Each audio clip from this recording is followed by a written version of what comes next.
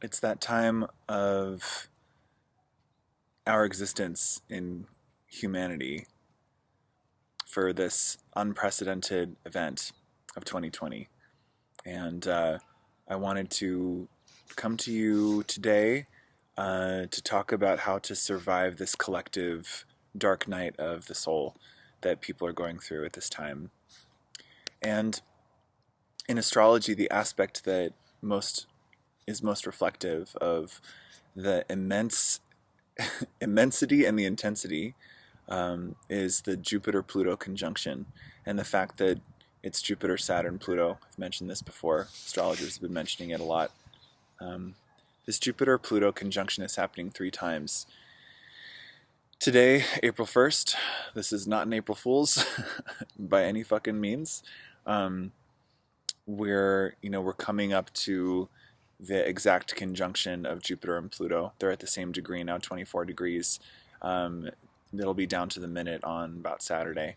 And it'll come back around when Jupiter goes retrograde, conjunct with Pluto again, at the end of July. And then again in direct motion at the middle of November. So, listen, y'all. I am real tired of hearing light workers talk about how to keep it all positive and what this means for your life. Not that we shouldn't be putting energy in that direction as we feel able. But here's the fucking truth of it, is that when our perceptual reality meets the god of the underworld, there is a death of perception. This is Jupiter as perception. How you just, it's like your whole framework, your beliefs about things. Because this is in the sign of Capricorn, and because we've had the action of Saturn in Capricorn as well, and these planets haven't been this close together since 1800 BC, there's a heaviness. Capricorn being the sign ruled by Saturn. This is brass tacks. This is the bones of our civilization. This is, our ancestry. The things that we just like. It's like you can't get away from Saturn when you live in the third dimension. Some people are talking about ascension, and that's cool. Neptune, Pisces, and there is growth. There's growth at this time to be had through, the upper realms and the upper chakras. And yet, like, the fact of the matter is we came to evolve in the third dimension, and to work within the confines and the restrictions of the third dimension, until we're flying and, whatever. And that's happening. But I want to speak to the reality of everything right now, which is that this is one of the darkest moments in human history, I believe. Definitely in our lifetimes. There's heavy aspects a lot, but this is a real collective dark night of the soul. To have an annihilation, Pluto is the god of the underworld. It rules annihilation of everything non-essential, and then regeneration once the annihilation has really fully happened. And we get 3 passes of this, guys. So I'm not a fear monger or into like fear porn, as David Wilcock would say. What I am into is trying to meet, I'm like the dark doctor. I kind of just try to meet people in the darkest place where they're at that most society says is taboo to talk about.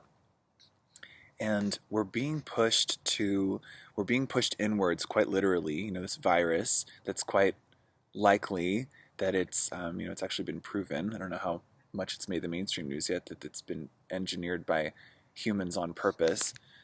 That's a whole can of worms. But it has to do with structural corruption for sure. Capricorn, Pluto, with Jupiter just, blowing everything up. But as regardless of the circumstances, if it wasn't COVID-19, it would be something else at this time to really force us inwards and force us into quarantine and force us into reflection. Many of you are like with your families. Many of you are isolated. Many of you are, I don't know, maybe you live in a community house and you're with friends and you're dealing with that. But in any case, the social distancing thing is very, very intense. And Jupiter is one of the planets, by the way, that rules the societal function. So we have kind of like the inner planets up until about Mars. Those are considered the personal planets. Then we have Jupiter and Saturn are more about the societal functions and the societal reality. And then you have Uranus, Neptune as the celestial, and then Pluto, as well as Chiron as the underworld. So that's just a basic framework of the planets and their psychospiritual functions. So just to kind of orient you to what I'm talking about, Jupiter rules how we expand socially. You know, we had like the year of Mind Valley ads and personal development, and it's still happening, you know, last year. Jupiter in Sagittarius. The year before that, Jupiter in Scorpio was super deep and intense. This is the year of Jupiter in Capricorn. But much like 2018, it, because of the Pluto conjunction, with Jupiter that happens 3 times, and it's really, honestly, it's like it's not really 3 exact conjunctions, but essentially it's conjunct Pluto for the rest of the year within a 5 to 10 degree orb. We're not really gonna get a huge break from this energy all year. For me, astrology is really about how do you work with the currents of energy available. You can either go with the grain or you can go against the grain. Knowing the grain is really helpful. You don't have to. We have free will. You know, I don't mean to be deterministic at all, like just like this is fated to happen and that's all there is to it and you have no power. You know, we're really coming into, especially in the age of Aquarius, this is really the dawning of the age of Aquarius, the painful, you know, ask any woman who's given birth, you know, these are the contractions. It's fucking intense. So, you know, we've really got to exercise as we come into the age of Aquarius more free will, and yet there are still currents and lunar cycles, and you can't get away from the structure of it all that is already set up in the rhythm of our solar system, the rhythm of day and night, you know, the simple cycles that we deal with. Yes, free will, and yes, let's be realistic about how to move with the currents of what's happening in the context of our free will. That's what I try to do. That's how I try to live my life. And so that's the space that I hold as a coach, as a trauma integration guide, and as a shamanic and evolutionary astrologer. This energy isn't really going to lighten up for the rest of the year.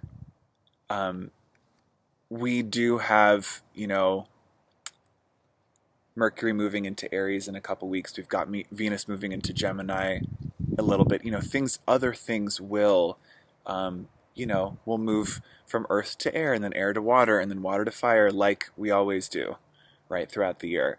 And yet the undertow and the undertone, and it not really just like, it's more like an overtone, honestly. I mean, Jupiter is like, you know, Zeus, the king of the gods. Pluto is the god of the underworld.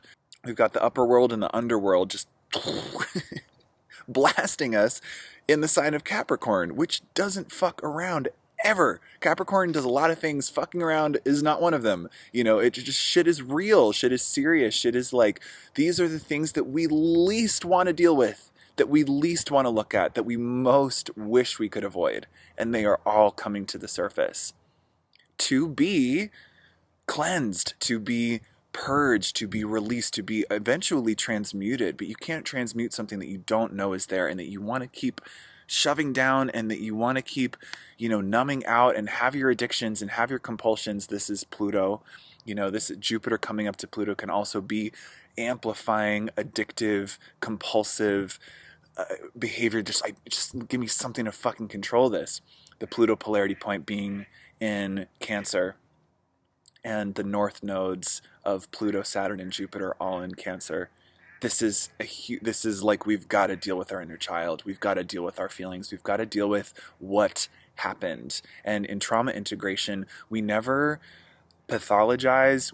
I don't even really like, I mean, this is very controversial. People get very upset when I talk about mental health stuff sometimes, but because I don't really agree with normal mental health diagnoses in the DSM-1 or whatever.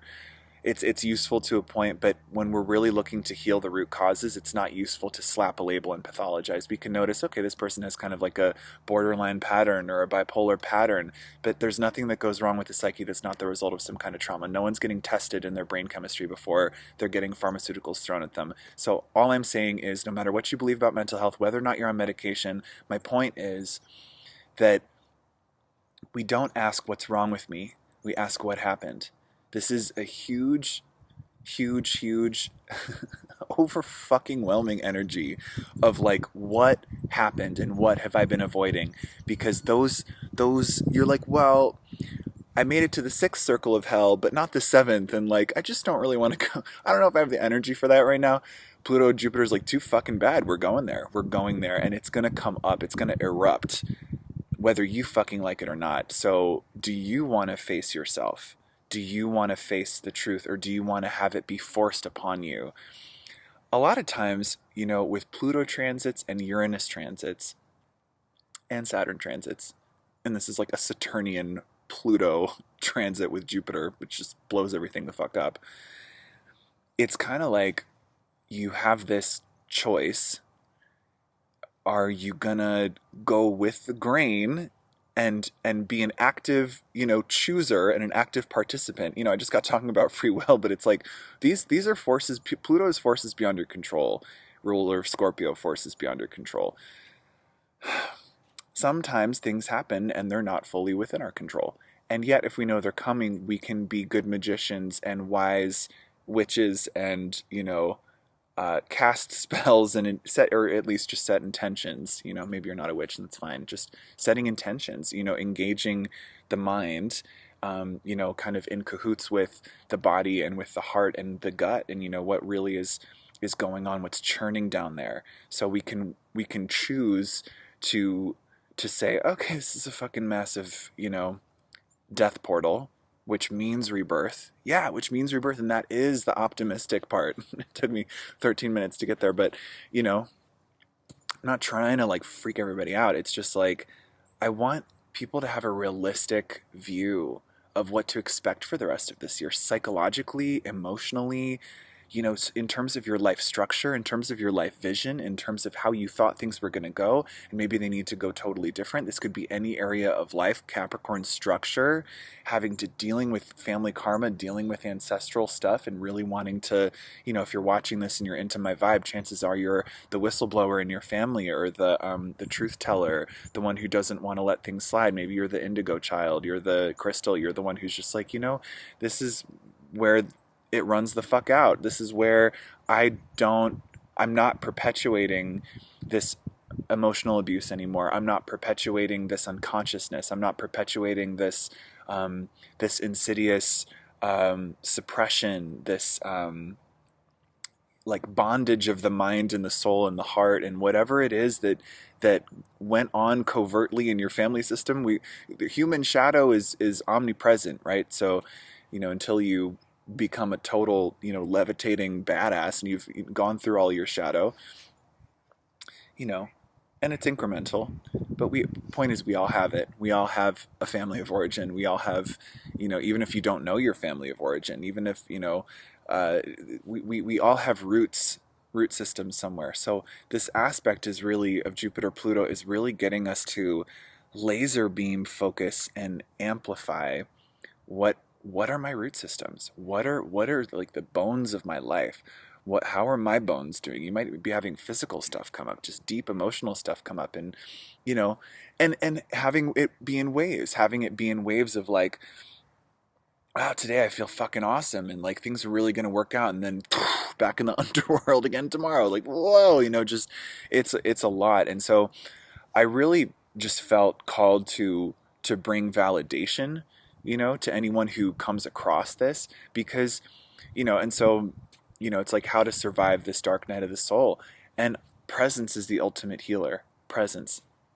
And it's like the last thing that we want to do sometimes when the deepest of pain is coming up and opening up, and you're like, that thing that I keep running from, that thing that I keep rationalizing, that thing that I keep numbing with too much TV or too much food or too much sex, or smoking too much weed or drinking alcohol, or whatever it is that you're into, to numb, to not have to feel. And this is a time when we grow more through feeling than not feeling. I mean, I think for the rest of the time that we're going to be alive, we'll grow more through feeling than not feeling. You know, emotions are the language of the soul. It's how the soul evolves. It's how we evolve our collective soul, our collective, oneness, vibration is to feel things through, to experience the grief when the grief comes, to deal with the anger, to give it a voice, to listen to how you really feel, to listen how, to what's really going on, what's churning down there. And I just want you all to know, whoever finds this video, that, I am holding space until further notice at this time. I really love working in a 6-week container with people because it gives time for mirroring on a weekly basis for 6 weeks, which is, I love 6 weeks as a number because it really is like shifting from one season to another, having a lunation and then some, to really, really stay in a container. Some people like to go longer after that is done because the work is so deep, and just having that presence week after week. What's up now? What's up now? It's like an alternative to therapy. I'm not a social worker, but my clients seem to feel like they get a lot more out of working together after just 1 or 2 sessions than they do in weeks and weeks and weeks and weeks and weeks, or months and months and months of therapy. So I recognize that this video is coming at a time when a lot of people are really freaked out in terms of business, how we're going to make ends meet, how we're going to make it work, what's going to happen in the government, what's going to happen in our social structures and our social systems, and our healthcare systems and financial institutions and everything. So I just want you to know that I am here holding space, and I'm also doing readings at this time. It can be really, really helpful to have a deep reflection at this time. So, and that's what I do with my shamanic and evolutionary astrology readings. So if you're really struggling right now and you're feeling like you're needing weekly one-on-one witness and support and reflection, and actually someone who's trained to actually go into those darkest places that you are most afraid of, and hold a compassionate, loving space and really be present with you through that, send me an email. My email address is below, as well as the link to book an astrology reading. But if you're interested, if you're needing like weekly support right now for a period of time, and things are getting heavy and things are getting intense, and you need witness, you need space held for you to really be able to dive deep and move through these very, very intense moments, my information is below. So just go ahead and reach out.